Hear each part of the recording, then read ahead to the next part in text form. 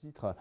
Bon, l'œil à l'écoute, c'est un titre bon, un peu appuyé, mais je n'allais pas l'intituler l'œil écoute, puisque le titre existe déjà. Hein, c'est évidemment le titre d'un recueil très célèbre de Paul Claudel, où Paul Claudel essaye d'entendre donc ce qu'un certain nombre d'œuvres d'art ou de sites artistiques peuvent nous dire. Et c'est vrai que Claudel a initié un genre un peu particulier, qui est celui de l'analyse des œuvres d'art. Et de leur mise en perspective donc intellectuelle. Alors il ouvre la voie à des gens comme Arras, enfin bon, qui sont extrêmement séduisants et intéressants à suivre. Alors ce que je veux juste, voilà, juste cet hommage, donc ça s'intitule L'œil écoute, donc je n'avais pas répété l'œil écoute, donc l'œil à l'écoute, puisqu'on va parler de peinture, et on va essayer d'entendre ce que certaines œuvres d'art ont à nous dire, certains tableaux ont à nous dire concernant la parole, justement, de quoi nous parlent certains tableaux. Voilà, cette saveur secrète n'est absente d'aucune des compositions de ces anciens peintres. Il n'en est aucune qui, à côté de celle qu'il dit tout haut, n'est quelque chose qu'elle veuille dire tout bas. C'est à nous de l'écouter, de prêter l'oreille au sous-entendu. Donc on va essayer de non pas sous-entendre, mais de sous-percevoir hein, ce qu'il y a donc dans un certain nombre d'œuvres picturales. Alors, il y a des tableaux qui sont très connus, il y en a d'autres qui sont un peu moins, il y a des tableaux qui sont très riches, il y en a qui sont moins. L'exercice veut que je ne vais pas trop privilégier la dimension, l'approche esthétique, hein, mais plutôt effectivement donc, le commentaire de la mise en perspective par rapport à votre thème. Hein, donc ça va dépendre évidemment des toiles. Donc on va débuter par, on commence par le commencement si j'ose dire, et par poser la question de la parole dans le champ où il est attendu, surtout donc, dans le type de programme que vous avez, c'est-à-dire qu'on part du monde grec, hein, s'il y a bien un monde qui s'est arrêté sur le mot parole, sur la parole, c'est bien le monde grec qui a été particulièrement, j'allais dire, créatif hein, sur cette question de la parole. Alors, mythe et réalité, pourquoi ? Parce que, vous le savez peut-être, et même sûrement, parole en grec se dit de deux manières. Longtemps, on a limité, enfin pour aller vite, en disant voilà, la parole, c'est logos, et ça veut dire aussi donc la pensée, et on mélange les deux, etc. Alors c'est pas tout à fait vrai. Hein. Le mot qui signifie en grec parole à l'origine, c'est pas logos. Logos c'est un mot plus récent. Le mot ancien c'est mutos, qui va donner mythe. Et c'est vrai que les Grecs ont deux mots pour dire la parole. Ils ont mutos et ils ont logos. Donc mythe et réalité, c'est-à-dire finalement les deux approches que les Grecs vont avoir de la parole.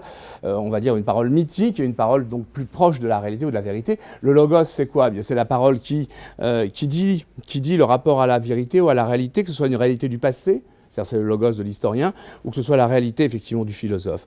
En revanche, le mythos, il est du côté donc, de la création poétique, il est du côté effectivement de la formation mythologique. C'est la parole fictionnelle, mais c'est une parole fictionnelle qui est peut-être détentrice d'une autre forme de vérité. Donc on va jouer sur ces deux plans. On va commencer, si vous voulez, par aborder la question de la parole, évidemment, à partir de cette opposition. Alors, difficile de ne pas commencer par le commencement, à tout seigneur, tout honneur, hein, évidemment. Donc je vous propose de débuter par ce tableau, qui n'est pas un tableau particulièrement remarquable sur le plan artistique, mais c'est un tableau donc, de Louis David, en 1787.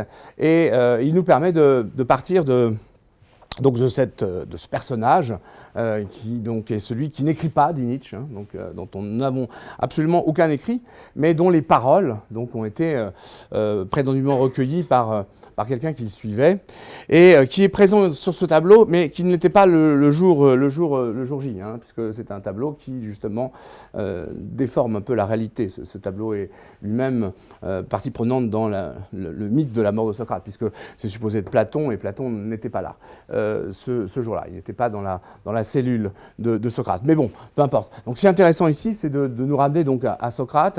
Socrate, dont vous savez que Platon raconte la confrontation quasiment j'allais dire systématique, avec des professionnels de la parole. C'est pour ça que ça me paraît intéressant. Bon, on rappelle évidemment ce qu'est le dialogue, on renvoie bien sûr à tout ce que vous avez pu voir sur la question effectivement du dialogue, mais ce qui est intéressant, c'est de voir que finalement, de façon presque continuelle, Socrate trouve en face de lui des gens qui sont des professionnels de la parole. Alors je dis professionnels de la parole, ça veut dire quoi ? Ça veut dire que ce sont tantôt des orateurs, des avocats, ou bien de cette espèce un peu particulière qui n'est pas tout à fait la même chose, hein, il ne faut pas toujours tout mélanger, qu'on appelle des sophistes. En tout cas, ce sont des gens qui s'appellent Gorgias, Protagoras, ils peuvent s'appeler Thrasymach aussi, éventuellement. Tous ces gens-là donc, sont ses adversaires et il va engager avec eux donc, ce dialogue, il va engager avec eux cette joute oratoire qui est orientée dans la direction selon laquelle il faudrait s'interroger sur ce que signifie justement parler, et sur le pouvoir des mots et le pouvoir donc de la parole. Donc Socrate, cet homme qui parle et qui parle à des hommes qui sont des professionnels de la parole, et qui grâce à cela effectivement va nous permettre de prendre conscience, c'est je crois la première vraie réflexion sur un savoir-faire, c'est qu'il y a un savoir bien parler. Là aussi, c'est sur le plan intellectuel, c'est important de comprendre que dans notre réflexion occidentale, une des premières réflexions sur la technique, elle porte sur une technique oratoire. C'est que la première fois qu'on s'interroge sur la valeur donc, du savoir-faire, c'est un savoir bien parler. Ça s'appelle la rhétorique. Et ce savoir bien parler est vraiment quelque chose d'essentiel dans le monde grec, en tout cas le monde grec que décrit Platon. Parce qu'évidemment, c'est un monde grec qui est très limité, c'est celui de la démocratie. Vous savez que la démocratie grecque, même si athénienne, en tout cas, c'est un tout petit moment dans l'histoire de la Grèce. C'est un moment presque très très fugace et assez exceptionnel. Donc voilà, alors ici, Socrate, maintenant je vais rentrer dans le détail, Socrate, on le voit, il est sur sa couche. Vous savez que c'est sa mort, donc c'est le moment où il va donc accomplir la sentence, puisqu'il a été condamné donc, à boire la ciguë. Alors c'est une condamnation bien particulière, je ne reviens pas sur le détail, que vous avez déjà peut-être vu sur le fait qu'il lui était possible de s'enfuir, de se soustraire au châtiment, etc. etc. Bref, préférant subir l'injustice plutôt que de la commettre, Socrate donc décide de donner sa dernière leçon, et il est en train de parler. Il est vraiment ici dans une gestuelle. Vous voyez, ce qui est important, c'est ça que je veux vraiment souligner dans le tableau, parce qu'un tableau, c'est une scène aussi, c'est une mise en scène. Dans ce tableau, qu'est-ce que je vois ? Je vois effectivement un homme qui se met en scène. Il est d'ailleurs extrêmement vertical, avec le doigt pointé, donc il y a évidemment une dimension ascensionnelle. Donc ça y est, c'est parti. Il est déjà dans l'élévation, et il donne sa dernière leçon. Et il fait entendre ses derniers mots. Alors ce qui est intéressant, c'est de voir que si lui est en scène, et je vais y revenir dans 2 minutes, ce qui dit sa parole est représenté par le peintre, parce que ce n'est pas facile de dépeindre une parole. Comment voulez-vous peindre cette parole ? On verra qu'il y a des solutions très ingénieuses qui ont été trouvées pendant le Quattrocento, mais effectivement ici, qu'est-ce que choisit effectivement David ? Il choisit de peindre la parole par l'effet qu'elle produit. Et c'est déjà intéressant sur le plan effectivement de la réflexion sur justement le statut de la parole. Cette parole de Socrate, elle va produire de l'effet. Et on voit évidemment ici ses amis, ses disciples, qui sont même le bourreau, qui est absolument honteux. Il a les joues rouges, il n'ose même pas regarder Socrate. Donc ils sont tous abattus, consternés. Donc on est effectivement dans quelque chose qui fait de l'effet. Et c'est vrai que ce qui intéresse très très vite les Grecs, dans la réalité justement de la parole, c'est qu'il s'agit de produire un effet. Alors, c'est conscient de l'effet que peuvent produire les mots, justement, que les Grecs vont construire cet art de bien parler, vont l'inventer, vont l'imaginer. Il va nous être transmis en particulier par un livre latin que Cicéron, qui s'intitule le De Oratore, donc va composer en héritant de cette tradition grecque, et grâce auquel, effectivement, nous composons les dissertations comme nous les composons, et nous avons une approche de la rhétorique qui est finalement toujours la même. Aujourd'hui, on a toujours, quand on prend la parole, le souci de chercher à capter l'attention. C'est la fameuse captatio benevolentiae, la captation de la bienveillance. On a toujours le souci donc d'attraper l'attention des gens, parce que effectivement, vous êtes venu écouter quelqu'un qui va parler. Maintenant, vous êtes là, ok. Vas-y, on t'écoute, on attend. C'est évidemment à celui qui parle d'aller chercher ceux qui l'écoutent. Et donc qui ne demande rien d'autre que peut-être de suivre ou de ne pas suivre. Mais il y a évidemment ce souci donc, de l'auditoire, le souci de l'autre, le souci de l'effet produit. Alors, l'art oratoire, donc ce qu'on appelle la rhétorique, elle va être enseignée par des professionnels. C'est un art qui a été inventé par des avocats, Tisias et Corax. Et pourquoi par des avocats ? Parce que, évidemment, c'est bien dans cette profession-là que la parole peut avoir immédiatement de l'effet et faire son effet. Tisias et Corax donc, vont mettre en place un certain nombre de dispositifs, des contenus d'enseignement. Alors, ce que je voudrais vous rappeler, c'est que l'enseignement de la rhétorique se faisait selon 5 axes. Il y avait 5 disciplines, si j'ose dire, qui vont nous être assez utiles, parce que c'est aussi intéressant pour comprendre tout ce qu'il y a derrière parler. Donc c'est vrai que parole, hein, vous savez bien que le mot est polysémique, que parole renvoie à la fois, bien sûr, à la capacité organique qu'il y a donc à émettre donc, des sons articulés, mais que parole, c'est aussi quelque chose qui donne du sens. Hein. Il y a évidemment ici une appréhension de la signification. La parole distribue du sens, mais la parole également, elle engage celui qui la tient. Hein. On prend la parole, mais on la donne également. Donc, vous voyez, c'est un feuilleté sémantique qui est assez bien connu. En revanche, ce qu'on n'a pas forcément l'habitude de rappeler, c'est que l'art du bien parler nous donne 5 directions qui donnent 5 autres perspectives sur ce que parler veut dire. Les anciens, en effet, avaient l'habitude, lorsqu'ils donnaient des cours de rhétorique, de commencer d'abord par, bien sûr, des cours ce qu'on appelait l'invention, c'est-à-dire trouver des images, des formules, choc. Bon. Ensuite, il y avait la composition. La composition, c'est le plan. Hein, comment est-ce qu'on présente les arguments? Une parole, c'est pas quelque chose de désordonné, c'est pas quelque chose qui part dans tous les sens. En tout cas, une parole qui se veut efficace. On verra tout à l'heure qu'avec la conversation, c'est pas si simple que ça. Mais enfin, bon, bref. Donc, c'était d'abord, en effet, l'invention, la composition, ce dont vous avez l'habitude lorsque, évidemment, vous réalisez une dissertation. Et puis, il y avait aussi l'élocution, puisqu'il y a la dimension, bien sûr, vocale. Démosthène, par exemple, plaçait des cailloux dans la bouche de ses élèves et leur faisait réciter l'Iliade et l'Odyssée en face de la mer, en espérant entendre distinctement chacun des vers. Bon. Donc l'élocution, c'est très important. La parole, il ne faut jamais oublier que c'est aussi quelque chose de physique, hein, et c'est évidemment important. Et puis il y avait aussi la mémoire. Alors ça, la mémoire, c'est essentiel parce que ça vous sera utile pour les oraux. Souvent, on oublie que lorsqu'on prend la parole, lorsqu'on veut avoir une parole efficace, je le disais tout à l'heure, on l'a dans la perspective d'un auditoire et de ses réactions. Pour pouvoir avoir pleinement conscience des réactions de l'auditoire, cet auditoire, il faut le regarder. Pour pouvoir regarder quelqu'un à qui vous êtes en train de parler, il faut que vous sachiez parfaitement ce que vous êtes en train de dire. Et par conséquent, si vous tenez un discours, il faut le connaître par cœur.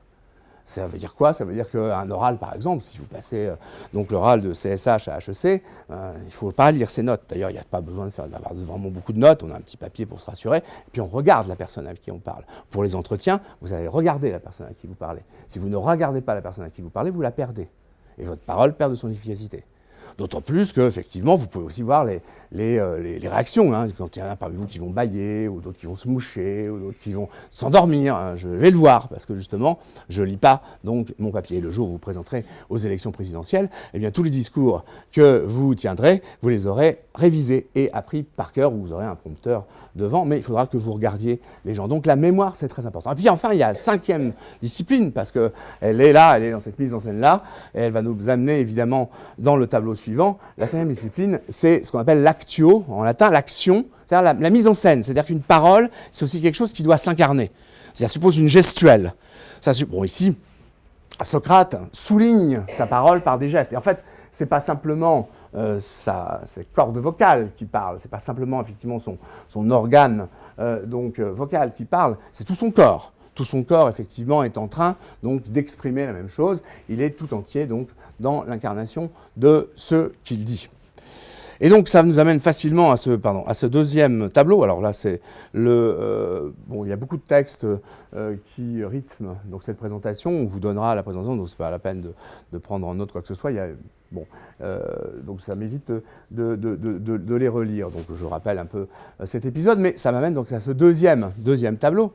On est toujours effectivement dans cette préoccupation grecque de la réalité de la parole, qui est effectivement donc la parole qui cherche à convaincre, la parole dont les Grecs mesurent immédiatement l'efficacité, le caractère technique. Alors, il s'agit d'un épisode qui n'est pas très connu et qui est une réalité historique. Hein, ça s'est vraiment passé, comme Socrate a vraiment bu la ciguë. Hein, on n'est pas dans le mythe encore, on va arriver dans le mythe dans très peu de temps. Il s'agit d'un autre procès. Alors ça nous amène effectivement dans le lieu qui est en quelque sorte le lieu de naissance de l'art oratoire et de la réflexion sur la parole, c'est-à-dire effectivement donc le prétoire. Donc là ici nous sommes, donc c'est Phryné devant l'Aréopage. L'Aréopage, c'est la colline d'Arès où se trouve le tribunal qu'aurait fondé Athéna. Et donc c'est un tribunal. Et ce tribunal, donc, composé donc, de juges qui sont des hommes, et devant lesquels donc, cette femme, qui s'appelle Phryné, doit se présenter. Alors, Phryné, qui est-elle? Phryné, c'est une... Restons restons évasifs, c'est une courtisane. Elle a des clients qui sont très riches, très puissants. Elle a beaucoup d'influence dans Athènes, à cause évidemment de cette clientèle prestigieuse, et elle va finir par être elle-même accusée de deux crimes, qui sont les crimes d'ailleurs dont Socrate a eu à répondre, hein. C'est exactement le même chef d'accusation, c'est-à-dire effectivement corruption de la jeunesse, et puis impiété, puisque Phryné, elle développe aussi, elle est plus ou moins mêlée à un culte, donc un peu, à vos souhaits, un culte un peu parallèle. Donc voilà, on lui demande de venir se présenter devant les juges de l'Aréopage, et elle va attendre sa sentence. Alors la difficulté, c'est qu'elle est évidemment coupable de corruption de la jeunesse, elle est évidemment coupable d'impiété, elle ne sait pas du tout comment faire pour se défendre, quelle va être la parole efficace. Alors elle a parmi ses clients, elle a la chance, si j'ose dire, d'avoir le plus talentueux avocat d'Athènes à l'époque, qui s'appelle Hypéride, qui est là. Elle va voir Hypéride et elle lui dit, écoute, maintenant, il ne s'agit pas on va pas se mentir, hein, il faut que tu trouves une solution, parce que voilà, il faut me sortir de là. Moi, j'ai pas l'intention de partir, j'ai pas l'intention effectivement donc de subir quelque sentence que ce soit. Faut que tu trouves une façon donc efficace. Faut que tu trouves les mots. Comme je crois que c'est exactement ce qu'elle va lui dire.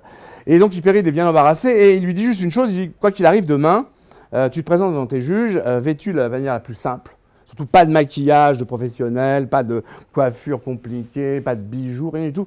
La plus grande simplicité. Et quoi qu'il arrive, tu ne t'étonnes pas. Tu me laisses faire.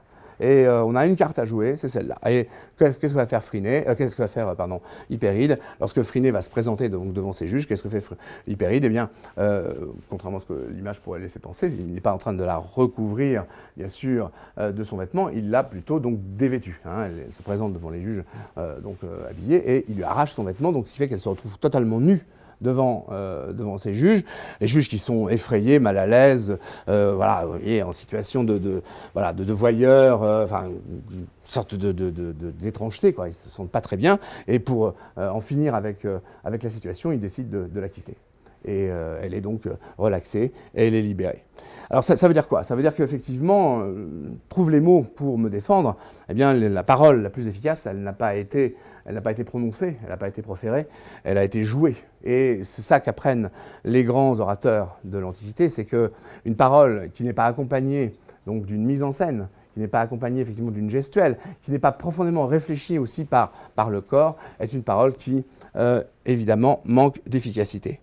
Mais à côté de cette réalité de la réflexion grecque sur la parole, c'est surtout bien sûr le mythe, et c'est surtout à partir du mythe que j'aimerais qu'on déploie un peu notre réflexion aujourd'hui, parce que les mythes, il y a 3 mythes que j'ai retenus, c'est des mythes extrêmement riches, et si j'avais à préparer un cours annuel, j'avais eu à écrire un parascolaire, justement aussi un quick and dirty sur le sujet, je pense que je serais parti, si vous voulez.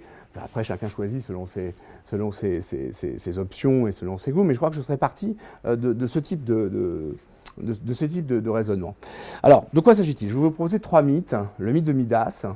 On va passer très vite sur le mythe des sirènes, parce que c'est évidemment impossible d'en faire l'économie. Rappelons évidemment qui sont les sirènes. Et puis ensuite, on reviendra finalement, vous verrez de manière un peu détournée, au mythe de Midas, mais par Orphée. Et vous voyez bien que c'est la question de la parole dans une approche plus poétique qui va être intéressante et qui nous permet peut-être de trouver ici l'articulation. C'est un peu le problème de cette discipline entre la littérature et la philosophie. C'est-à-dire cette façon d'arriver à la fois à assumer une réflexion vraiment littéraire avec une ambition un peu philosophique. Alors, le jugement de Midas, tout d'abord, de quoi s'agit-il? Il y a deux, si vous voulez, il y a 2 occasions qui peuvent être saisies pour aborder la parole concernant ce mythe. Midas, c'est lui.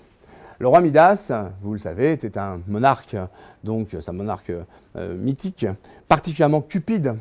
Et un jour, Apollon, donc, qui est ici, et donc Silène, qui représente Dionysos, qui est là, décide de concourir pour savoir lequel des deux est le meilleur musicien. Apollon donc a sa lyre et donc Silène a sa flûte. Bon. Et donc, on va demander à Midas, après avoir fait la démonstration de leur dextérité, selon toi, Midas, lequel des deux est meilleur musicien? Et Midas, vous voyez, désigne Silène. Vous savez qu'Apollon est mauvais perdant, hein, demandez à Oedipe ce qu'il en coûte d'irriter Apollon. Apollon est mauvais joueur, et donc évidemment, irrité par ce jugement de Midas, il dit, puisque c'est comme ça, tu as de mauvaises oreilles, ben, qui a une mauvaise oreille a des oreilles d'âne, et il lui fait pousser des oreilles d'âne. Et Midas donc voit donc, ses oreilles se modifier. Et il a des oreilles d'âne. Donc c'est assez abominable, donc il se cache sous un bonnet, il rentre dans son palais, il est effrayé. Le lendemain, son coiffeur, avec qui il avait rendez-vous, vient le voir, il ôte le bonnet et il découvre ses oreilles d'âne. Et Midas lui dit, je te préviens, ce que tu viens de voir, tu l'oublies. En tout cas, si j'entends que quelqu'un sait que j'ai les oreilles d'âne, je te mets à mort immédiatement et c'est fini pour toi. Donc le coiffeur est terrorisé, il coiffe Midas, il lui remet le bonnet sur les oreilles d'âne, bon, très bien. Et puis donc il quitte le palais et là, c'est plus fort que lui. Il faut qu'il dise. Il faut qu'il parle, mais il ne peut pas délivrer cette information. Parce que sinon, effectivement, tout le monde saura que ça vient de lui. Alors, il s'approche près du fleuve, le fleuve dont on parlera tout à l'heure, qui a un nom qui est devenu très célèbre, qui s'appelle le fleuve Pactole. Il s'approche du fleuve Pactole, et il y a au bord du fleuve des joncs, et il se penche vers les joncs, et il leur dit « Le roi Midas a des oreilles d'âne !» Il n'y a pas de problème, ça va beaucoup mieux. Hein. Donc on est ici dans une parole qui délivre, une parole presque curative, une sorte de talking cure avant la lettre.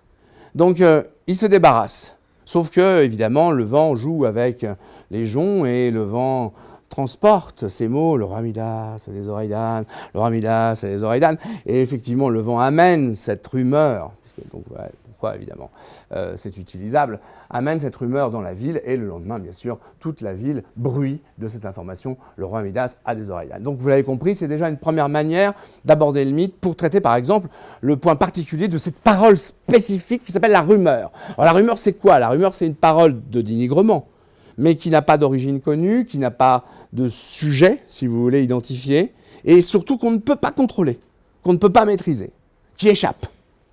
C'est déjà une façon d'utiliser le mythe de Midas de façon intéressante concernant justement cette parole-là. Sauf que ce n'est pas la plus intéressante parce que, bon, vous avez vu, c'est le serment de Midas, le jugement de Midas, c'est très très riche. Il y a le châtiment, mais il y a quand même la récompense aussi. Et c'est du côté de la récompense qu'on va peut-être trouver ce qui serait, à mon avis, un axe d'entrée dans la question de la parole qui unifie pas mal de points de vue. La récompense, c'est quoi?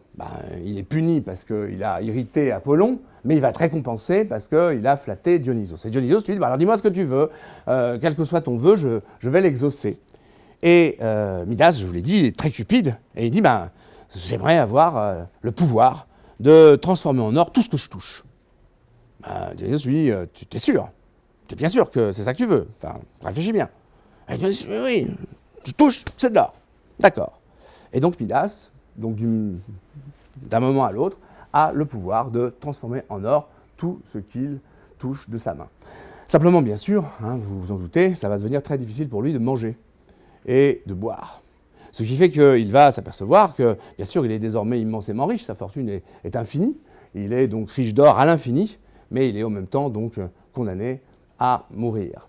Donc il appelle Dionysos, il lui dit, voilà, débarrasse-moi de ça, c'était un vœu idiot, tu avais raison. Et donc Dionysos lui dit, écoute, dans ces cas-là, va te tremper dans l'eau du fleuve, ça va te débarrasser de cet or, et à ce moment-là, c'est pour ça qu'il appelle un pactole, quand vous héritez d'une grosse somme d'argent, il dit, j'ai un pactole, c'est le nom donc du fleuve.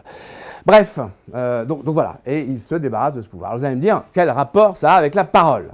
Et vous pourriez être un peu inquiet sur le rapport et la façon de tirer un peu les cheveux en disant mais on est quand même très très loin de notre problématique. Or, vous êtes en train de nous dire que c'est peut-être quelque chose de central. C'est assez curieux. Alors, ce qui nous ramène quand même, ce qui peut déjà nous laisser deviner pas mal de choses, c'est juste, je vous l'ai rappelé pour mémoire, bon là c'est le mythe détaillé, c'est quand même cette formule de Rimbaud, moi qui m'a toujours énormément impressionné. C'est vrai que dans la saison en enfer, pleurant, je voyais de l'or et ne pus boire. Et dans la saison en enfer, Rimbaud continuellement se compare à Midas.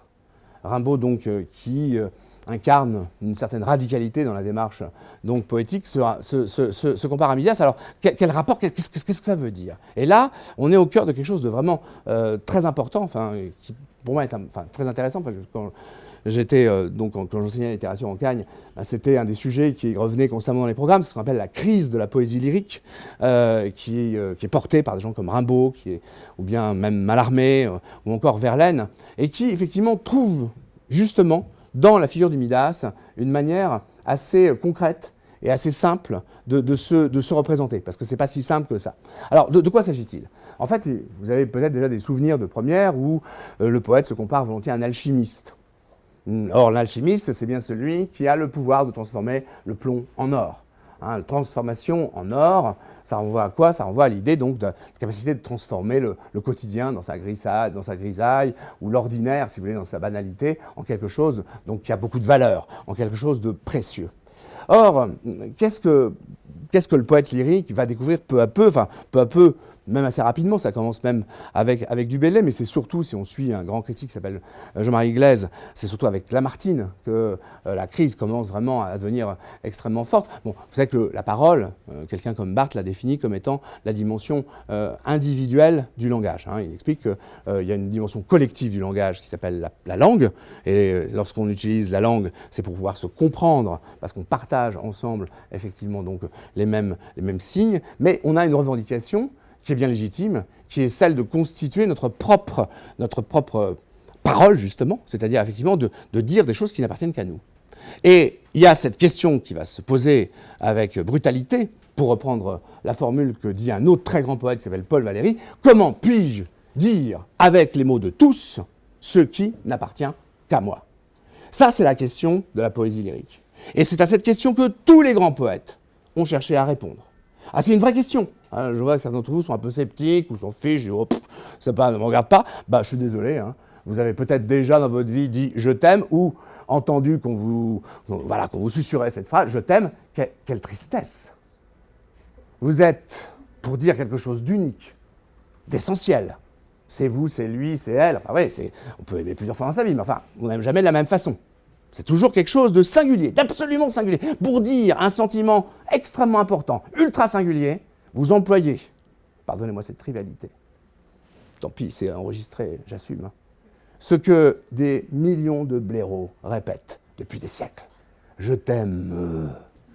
Mais c'est déprimant. Barthes parle de grégarité, c'est-à-dire effectivement les mots du troupeau. C'est un travail de bœuf. Quelqu'un vous dit je t'aime, vous dites ça. Un peu de créativité, mon gars. Fais quelque chose. Tu prétends me dire quelque chose d'unique et de singulier. Fais un effort. Sinon, quelle paresse, quelle bêtise, de claque. Ça, le poète lyrique ne peut pas supporter ça.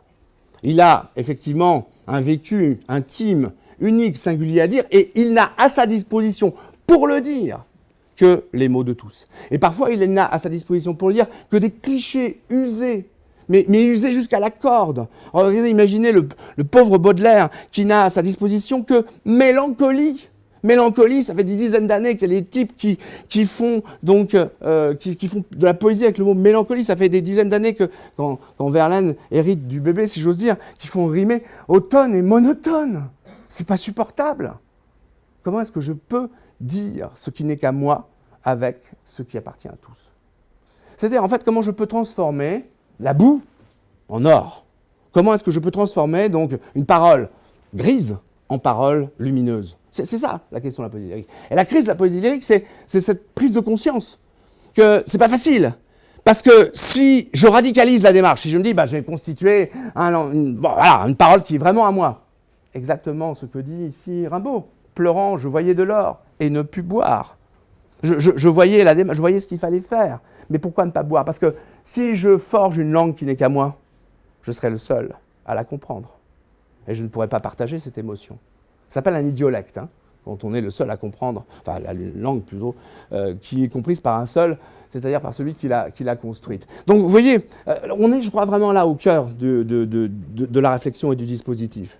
C'est-à-dire que c'est le moment où on prend conscience qu'effectivement, l'exigence de singularité, l'exigence effectivement, j'allais dire, d'authenticité, Authentikos en grec, ça veut dire qui est vraiment l'auteur, hein, celui dont on connaît vraiment l'auteur. Un acte authentique, c'est un acte dont on connaît vraiment l'auteur. Donc la parole, avec cette exigence d'authenticité, eh bien, elle peut me conduire à une telle radicalité qu'elle deviendra inaudible. Et s'il est inaudible, à ce moment-là, bah, j'en perds l'intérêt. Bah, ça sera à quoi de parler tout seul, de soliloquer, hein. Et quelqu'un comme Mallarmé, par exemple, sera directement confronté aussi à la même difficulté. Et il sera confronté et il y répondra autrement que Rimbaud. Mais vous comprenez bien que, et c'est intéressant parce que l'adjectif qualifié que nous utilisons pour qualifier de manière un peu stéréotypée les sonnets de Mallarmé, c'est hermétique. Or, hermétique, vous savez que ça vient du mot Hermès, Hermès qui est le dieu de la communication justement, mais aussi le dieu des alchimistes. C'est à la fois le dieu de cette langue qui permet donc l'échange, mais c'est aussi le dieu des alchimistes, des gens qui codent les échanges de telle sorte qu'ils ne soient pas compris de tous. Donc voilà, à mon avis, en quoi le mythe de Midas est utile et peut effectivement être porteur d'un certain nombre d'ambitions. Pour se détendre, si j'ose dire, et pour être dans des choses un peu plus faciles d'accès, je vous rappelle vite, hein, Ulysse et les sirènes, c'est vrai que... Alors là, le tableau de Waterhouse, il est très connu, hein. John Waterhouse est un pré-raphaélite qui est peu connu en France parce que les pré-raphaélites sont des peintres qui sont assez peu appréciés des Français. Mais à Londres, ce tableau est extrêmement célèbre. Donc c'est le mythe des sirènes. Et vous savez bien que ces sirènes, d'une certaine façon, elles incarnent la parole, je dirais la parole qui est séductrice, puisque les sirènes donc, qui se font entendre peuvent totalement détourner de leur trajectoire les navigateurs. Alors, la seule chose qui ne va pas très bien dans ce tableau, c'est que ces sirènes, Waterhouse les peint au nombre de 6 ou 7, je ne sais plus. Elles sont 4 en fait, hein. Et dans le PowerPoint, je vous ai indiqué leur nom en grec. C'est intéressant parce que leur nom en grec rappelle, évidemment, c'est déjà une analyse du caractère séducteur et dangereux de la parole. Il y a la parole qui flatte, il y a la parole effectivement qui exalte des valeurs, il y a la parole effectivement qui cherche à persuader, il y a la parole qui cherche à terroriser, enfin bon bref. Ce que le tableau nous fait voir, c'est que effectivement les sirènes ne sont pas des poissons, hein. C'est un autre mythe, c'est un autre fond culturel, ce sont des femmes oiseaux, hein. Et puis enfin Orphée.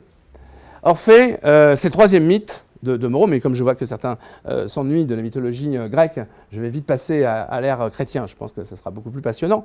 Mais juste sur Orphée, je vais aller vite, parce que ça reste quand même très important, ça complète vraiment ce que je vous disais tout à l'heure. Alors, le mythe d'Orphée, je ne vous le rappelle pas, vous le connaissez bien. Orphée, c'est quand même la figure qui incarne, justement, effectivement donc, le poète dans toute son excellence, dans tout son pouvoir. Orphée a un tel pouvoir, la parole d'Orphée est si forte qu'elle va lui permettre de déplacer les montagnes, d'apaiser les bêtes féroces, même de renverser le chant des sirènes. Bref, Orphée, vous le savez, a le privilège que lui donne Apollon d'aller chercher Eurydice, qui est morte, et de la ramener parmi les vivants. Vous savez qu'il va échouer, je ne reviens pas sur cette anecdote. Et ce tableau donc, du Gustave Moreau, qui est un peintre décadentiste, qui est contemporain d'ailleurs de cette fameuse période où on prend conscience de la crise de la poésie lyrique, vous verrez que c'est un rapport, puisque justement, c'est exactement ça que va nous dire le mythe d'Orphée. La deuxième partie du mythe d'Orphée, les gens la connaissent un peu moins bien, parce que lorsqu'Orphée revient parmi les vivants, et c'est ça que va dépeindre Moreau ici, lorsqu'Orphée revient parmi les vivants, eh bien, il pleure, parce qu'il est malheureux. Et ses larmes même sont tellement séduisantes qu'il attire vers lui des femmes qui sont folles de lui et qui sont folles d'amour pour lui et qui rêvent évidemment de remplacer Eurydice. Alors elles se disputent son amour et elles finissent par le tuer, par le lyncher. Et il y en a même une qui arrache sa tête et qui la jette dans l'eau. Et cette tête va rouler dans la mer avec la lyre, elle va être portée jusqu'au rivage du Nil des Cyclades, qui s'appelle Lesbos. Et sur la plage de Lesbos, il y a une femme qui est une poétesse, qui s'appelle Sappho, qui est ici représentée, qui elle a vraiment existé. Hein. Orphée, c'est moins sûr. Hein. Mais Orphée, sa tête est récupérée par Sappho, et Sappho devient l'héritière d'Orphée. Hein. C'est comme ça qu'elle devient en quelque sorte celle qui va incarner la poésie lyrique. Alors, bon, quel rapport là, encore une fois? C'est toujours cette thématique de la stérilité, de la peur justement, de savoir où nous conduit cette poésie lyrique. Vous le savez probablement, le titre original des Fleurs du Mal, c'était Les Lesbiennes. C'est un titre assez mystérieux. Pourquoi elle est lesbienne? Parce qu'effectivement, pour Baudelaire, eh bien, le poète ne pouvait être que l'héritier de Lesbos. Et la particularité donc, de ces filles de Lesbos, c'est que, sans entrer dans des détails triviaux, eh bien, on peut imaginer qu'elles n'ont pas de descendance, qu'elles n'ont pas de postérité. Et effectivement, dire que désormais la parole poétique est une parole donc de lesbienne, j'entends pour Baudelaire, c'est-à-dire que cette parole poétique est désormais totalement stérile, totalement inféconde, totalement incompréhensible. Elle ne pourra pas donc ensuite se propager. Donc vous voyez, c'est exactement le même type de constat que celui qu'on faisait à propos de Midas. Vous apprécierez, entre parenthèses, que cette allusion justement à la mort d'Orphée, à l'héritage donc par Sappho d'Orphée, vous la retrouvez également dans le très très beau titre du deuxième volume de l'Arche du temps perdu, À l'ombre des jeunes filles en fleurs, parce qu'une jeune fille en fleurs, eh bien justement c'est une jeune fille qui ne portera pas de fruits. Alors bon, donc passons maintenant donc à la consécration de la parole. On est parti effectivement donc du monde antique, et deuxième partie, donc je vais aller un peu plus rapidement, c'est la parole cette fois-ci non plus interrogée dans son origine, dans la confrontation entre donc le mythe et la réalité, mais la parole donc consacrée. Alors elle est consacrée d'abord par le sacré, si j'ose dire, par la religion, par le religieux, et puis on verra ensuite qu'elle est consacrée aussi par le politique. Alors, parole consacrée, d'abord très vite pour se débarrasser d'une chose qui est un peu pénible, parce que c'est un point sur lequel j'ai pas mal remarqué qu'il y avait parfois des brouillages. J'ai regardé pas mal de parascolaires, il se trouve que je dirige une collection aussi dans laquelle il y a des parascolaires qui ont traité ça, et c'est vrai que c'est des choses qui m'ont un peu choqué. Il y a juste une chose que je voudrais vous rappeler à ce propos de ce tableau. D'ailleurs, il peut être assez intéressant pour justement faire la différence. La tour de Babel, ça n'est pas, si vous voulez, un épisode qui permet de penser la parole. Il est question, la tour de Babel, des langues. C'est pas tout à fait pareil. Tout à l'heure, j'ai quand même rappelé la différence entre la parole et la langue. C'est pas la même chose. Sauf que ce qui est donc c'est évidemment des langues dont il s'agit ici. En tout cas, dans le texte donc de la Genèse, c'est bien de cela dont il s'agit. Parler la même langue, c'est se donner finalement un pouvoir si important qu'on va pouvoir justement aller gratter le ciel et donc presque défier Dieu. En revanche, il y a une parole dans ce tableau, mais ce n'est pas la parole qu'on croit, elle est là. Et ce n'est pas la parole de Babel, c'est la parole de Bruegel. Une parole, c'est quoi? Je rappelle que le mot parole est donc polysémique, il signifie aussi, au-delà même de la question de la vocalise, il signifie qu'on donne du sens à quelque chose et que c'est un sens qui est personnel, dans lequel, en effet, l'auteur de la parole s'engage. Ici, vous avez donc la représentation, donc je vous l'ai rappelé, du roi Nemrod, mais Nemrod est peint avec les traits de Philippe II d'Espagne. C'est juste pour rappeler une chose, c'est que nous sommes donc en Flandre, que les Flandres appartiennent donc aux Espagnols, appartiennent à la couronne d'Espagne, et que donc dans ce territoire, qui sont les Flandres, eh bien on parle 4 langues. On parle l'espagnol, bien sûr, on parle le latin, évidemment, on parle évidemment le flamand et on parle le français. Et ce que dit ici Bruegel, c'est une sorte c'est presque un acte politique, c'est qu'effectivement, à quoi est-ce qu'on peut s'attendre lorsqu'on est divisé par des langues différentes? Lorsqu'on ne parle pas la même langue, on ne s'entend pas. Donc comment effectivement imaginer la paix dans un territoire qui est ainsi donc traversé? Voilà. Ça c'est la parole du peintre. Mais c'est une parole du peintre qui se sert justement de la diversité des langues. Alors, en revanche, pour entrer dans la parole, je vais le faire assez rapidement, mais pour entrer dans la parole, effectivement, je voudrais qu'on regarde un genre particulier qui est essentiel. Beaucoup de préparationnaires font ce travail en ce moment sur le genre de l'annonciation. L'annonciation, c'est un genre pictural dans la mesure où vous avez quasiment tous les grands peintres du Quattrocento italien, de Vinci, Botticelli, etc., proposent leur annonciation. Et l'annonciation, c'est vraiment, en effet, l'épisode donc, du Nouveau Testament qui pose la question de la représentation de la parole. L'annonciation, c'est en effet ce moment où l'archange Gabriel vient annoncer donc, à Marie qu'elle attend donc, Jésus. D'accord ? Elle vient lui annoncer effectivement qu'elle est féconde et que Jésus est là. Bon. Il vient lui dire cela. Alors là, vous avez une annonciation, c'est celle de Piero della Francesca. J'en ai pris 3, mais il y en a des dizaines. Et Daniel Arras, justement, ce critique que j'évoquais tout à l'heure, qui a disparu il y a quelques années, a écrit un volume entier sur justement toutes les formes d'annonciation. Et c'est extrêmement passionnant parce qu'il se joue beaucoup de choses. Ce n'est pas notre objectif aujourd'hui, mais bon, il y a celle de Simone Martini qui est très très célèbre, c'est une des plus anciennes. Et puis il y a celle-là, c'est celle que je vais utiliser parce que c'est la plus connue, c'est celle de Fra Angelico en 1434.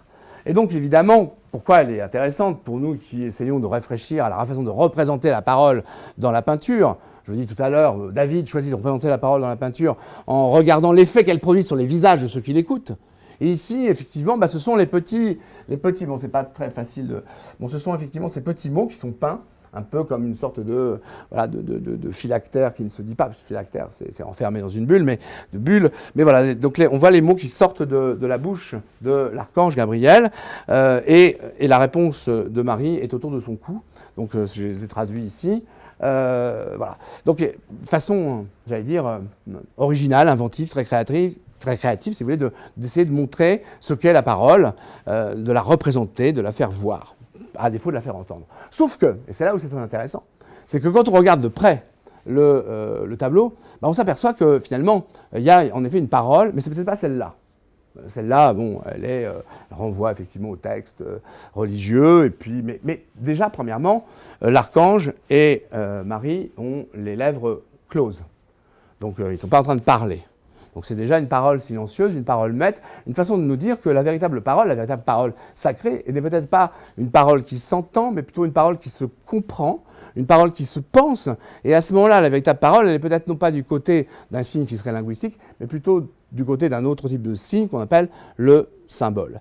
Et vous savez qu'un tableau comme celui-ci, comme la plupart des tableaux post-médiévaux, sont des tableaux qui sont saturés de symboles. Le Moyen-Âge est complètement donc suralimenté de symboles, de symboliques. Et en effet, il se dit quelque chose dans ce tableau, à travers les symboles, que nous n'entendons plus parce que nous n'avons plus la même symbolique, mais que les contemporains de Fra Angelico ne peuvent pas rater. D'abord, première chose, la Vierge se trouve dans une sorte de loggia, ainsi, ici, et vous savez que l'enclos, tout ce qui est donc clos, la clôture, paradis, c'est un enclos, c'est le symbole de la virginité au Moyen-Âge. Donc à chaque fois que vous avez une dame qui se trouve dans un jardin fermé, ou bien dans une loggia, c'est une façon de signifier qu'en effet, elle est vierge. Donc la virginité de la Vierge est rappelée par justement cet enclos. Mais surtout, ce qui est très intéressant, c'est qu'il n'est pas nécessaire de lire pour savoir que Jésus est là. Parce que Jésus est là, je le vois. Je suis un homme du Moyen-Âge, je vois Jésus. Je vois au moins à 5 reprises Jésus. Pourquoi ? Parce que, comme vous le savez peut-être, la symbolique attribue à la figure de Jésus la colonne. Et à chaque fois qu'il y a une colonne qui est représentée dans un tableau, ça symbolise le Christ. Et lorsque je suis effectivement un chrétien du XVe siècle, je vois que Jésus est déjà là, même s'il n'est pas représenté. Il est donc symbolisé par toutes ces colonnes qui entourent donc la Vierge. Donc vous voyez bien qu'ici on est dans une parole qui ne s'entend pas, une parole effectivement qui se pense, et une parole en effet consacrée par donc, cette symbolique. Autre type de parole consacrée, c'est le serment. Vous savez que donc, il est aussi possible d'aborder le sujet de la parole par les modalités de cette parole. On a parlé tout à l'heure de la rumeur, qui est une parole de dénigrement, mais qui est une parole qui est assez impersonnelle puisqu'elle est anonyme. Ici, c'est le serment. Et l'intérêt du serment, c'est que... Alors, pourquoi il est consacré ? Parce que vous retrouvez d'ailleurs ici la structure, si on fait un petit peu d'histoire de l'art, on retrouve avec ces colonnes le triptyque qui caractérise les retables et les tableaux sacrés donc, du Moyen-Âge. Ici, on a un tableau qui exalte les valeurs patriotiques, avec au centre donc, le père auquel les fils prêtent serment. Le serment, c'est la parole, mais sous un autre sens, la parole qui engage cette fois-ci. Vous voyez, le mot parole ne signifie pas simplement effectivement signification, il renvoie aussi du côté de l'engagement. D'ailleurs, il y a des sujets qui peuvent se donner sous la forme de donner sa parole. Que signifie donner sa parole ? Ou jusqu'à quel point peut-on donner sa parole ? Prendre ou donner sa parole. Vous voyez, voilà. Il y a des sujets qui sont proposés, par exemple, par les correcteurs HEC, qui souvent se donnent sous la manière, sous le mode d'un verbe, un verbe à l'infinitif. Moi, je sais que l'année où j'étais au jury, où j'ai proposé un sujet, c'était ça on avait choisi, le thème c'était le pouvoir, et le sujet qu'on avait donné c'était servir, point. Donc on peut tout à fait imaginer que cette année vous ayez comme sujet prendre la parole, ce qui n'est pas méchant, hein, mais c'est vrai que c'est techniquement un peu particulier. Mais ça peut être aussi donner sa parole, hein, donner sa parole. Qui permettent de structurer ce genre de choses. Donc là, le serment, bien sûr, joue un rôle important dans cette réflexion sur le fait de donner sa parole. Donner sa parole, c'est bien sûr consacrer la parole. Pensez donc au serment des Horaces. Alors ça, c'est la parole consacrée. La parole consacrée, en contrepoint, eh bien, elle s'oppose à une parole qui n'est pas consacrée, qui est plus profane et qui est familière, ou alors qui en est peut-être comme non pas l'opposé, on verra que il n'y a pas d'opposition, mais qui en est peut-être comme le prolongement un peu particulier. Je voudrais d'abord parler de la parole familière, et puis ensuite on verra comment est-ce que finalement on aboutit au silence. Alors, une autre modalité concernant la notion de parole, et c'est vrai que cette année ça paraît très difficile quand même de totalement ignorer la conversation. La conversation, qu'est-ce que c'est? La conversation, c'est une parole qui se propage dans un cercle. C'est une parole, effectivement, qui est donc circonscrite. Un cercle, alors ce cercle, on le voit bien ici dans le tableau de Watteau, hein, on a l'impression que les personnages, ils ne sont pas très nombreux, ils sont enveloppés par la végétation, ils sont toujours dans un parc, ils sont protégés, ils sont comme dans une sorte de cocon. Et donc effectivement, la conversation, vous savez bien que c'est ce qui se tient soit dans le salon, soit dans le cercle, alors que ce soit le salon des précieux ou des précieuses du XVIIe siècle, soit le salon de Madame de Tuileries, ou que ce soit le salon de Madame Verdurin, on est toujours dans un lieu clos, un lieu où on a les habitués, les intimes, et on va donc se livrer à cet art particulier qui s'appelle la conversation, dont Kant disait qu'il était un des arts français par excellence, un art de la sociabilité. Alors c'est quoi la conversation? La conversation, c'est effectivement cette façon je dirais de vivre le vivre ensemble sous le mode de l'échange, en effet, de mots, de bons mots, manifestation de son esprit, de sa spiritualité, de son élégance, de sa galanterie éventuellement, et avec la particularité, deuxième particularité, c'est que c'est une parole qui est une parole improvisée. C'est une parole effectivement qui a le sens donc de l'opportunité. C'est une parole effectivement qui ne suit pas cette fois-ci, contrairement comme dans un discours ou dans une plaidoirie, qui ne suit pas d'organisation bien précise. Hein, donc elle procède à saut et à gambade, pour parler comme Montaigne. Parce que justement Marc Fumaroli, qui est aussi un très très grand nom de la science littéraire, hein, donc sur le plan académique, au sens même propre du terme, puisqu'il est à l'Académie française, Marc Fumaroli a eu cette intuition extraordinaire. Il dit finalement celui qui a inventé la conversation, c'est Montaigne. Alors simplement lui, il ne converse pas dans un cercle étroit avec ses amis, il converse avec les auteurs du passé avec qui il a lu, et il s'enferme effectivement dans ce qu'il appelle sa librairie, sa bibliothèque. Puis voilà, il organise cette conversation et ça donne les essais. Et c'est vrai que les essais ne suivent pas un plan effectivement extrêmement rigoureux, c'est le moins qu'on puisse dire. Ils procèdent justement par ellipse ou procède par association libre, c'est à saut et à gambade. Et la conversation, c'est quelque chose effectivement qui n'est pas prémédité, qui n'est pas prévu. On ne sait pas où ça va aller, mais justement tout le plaisir est aussi dans la découverte de ce vers quoi elle va nous mener, en sachant bien qu'à la fois on jouit de l'instant, c'est-à-dire l'instant du bon mot, de la réplique subtile, de la galanterie, et on jouit aussi de la surprise qui va être celle du lieu où on va finir donc, cette fameuse conversation. Donc c'est vrai que c'est une parole à laquelle on ne pense pas souvent, parce que ce n'est pas une parole de dénigrement négatif, ce n'est pas une parole sacrée, c'est une parole mondaine au sens propre du thème. Tout à l'heure, le serment, c'est la parole sacrée. Ici, avec la conversation, on est dans la parole mondaine, dans toutes les exceptions du mot mondain. Et puis il y a le silence, il y a la parole mondaine, et puis il y a le silence. Alors, sur le silence, comment représenter le silence en peinture?